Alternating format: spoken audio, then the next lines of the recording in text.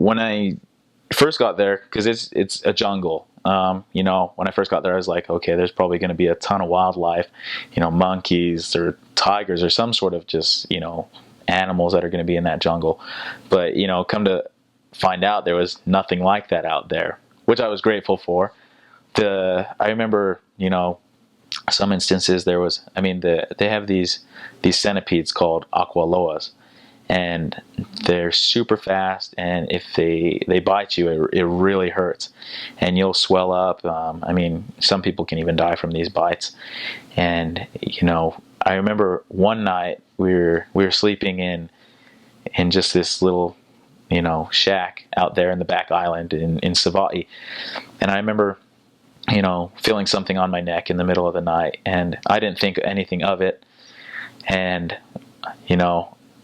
it started grabbing itself, attaching itself to my neck with all its legs. And I remember whispering to my companion, I was like, Soa, which means companion. I was like, get up. And I was waiting for him to get up, and I finally see him get up, and he has his flashlight on. He's like, is everything okay? I was like, is there something on my neck? And he's like, Soa, don't move. There's an aqualoa on your neck. And I was almost in tears at this point, because I did not like bugs, especially centipedes crawling on me. And, to have one of these ones, a poisonous centipede on my neck, probably not the best place to have a centipede. But I remember my companion went and got the father of the family that we were living with. And, the father of the family comes over, and I'm expecting him to be serious and take certain steps in which to get me to safety. But I remember he would call his whole family over, and they were all laughing, and that I'm almost to the point of crying, and I have tears in my eyes, and they're all just laughing at me. And because they're used to these creatures, and I'm at the point where I'm about to freak out. And finally the father just went and grabbed it, or just hit it off of my neck real quickly. And it was crazy to see how fearless they are when it comes to these things that they're used to, accustomed to me coming from the States, having no idea what these things are. Because those things, I've seen them bite other missionaries as well, and I've seen the bumps or bruises that they have from them, and that's what got me terrified of these things.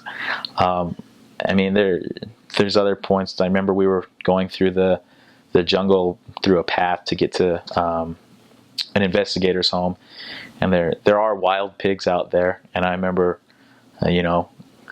we were walking through, and we saw maybe 5 or 6 little baby ones running around, and we're like, oh, this is weird, because usually families would own those ones and raise them for food. And then I remember my companion was just frozen with fear, because he saw the mom or the dad, whoever it was, and they had these tusks coming out, and I was like, oh, this is not good. And I remember just running down the trail as fast as I could, and you could hear it squealing and running after us, because it thought we were going to hurt its babies. And so it was different running from a pig rather than I thought it would be a monkey or tiger. But they do have wildlife out there, such as those scary places. There are some, there are a lot of people that do drink out there. Drinking, a lot of people do like to drink. The main beer they use out there is called Vailima, and you always see bottles everywhere. A lot of people collect the bottles. They'll use bottles for different purposes, to hold mosquito coils to keep mosquitoes away, or they'll use it for water storage, or for cleaning supplies and things like that.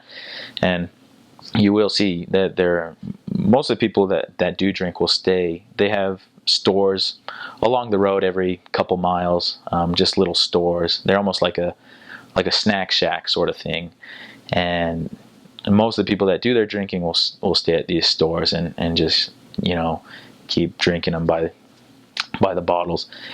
And I remember one time we were walking, me and my companion, and it was time to get home. It was nighttime, and I remember, there was, most of them weren't members, and they would scream out to us. They'd be like, Palangi, which is like the white term, or like an American term.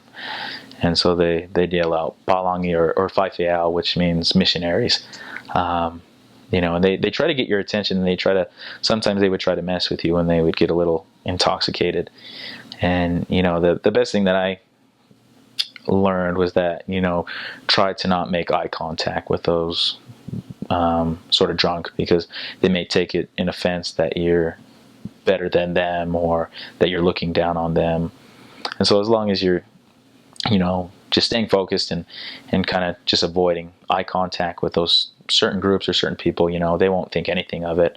They'll think, oh, they're busy, they're on their way, they have other things on their mind. So I think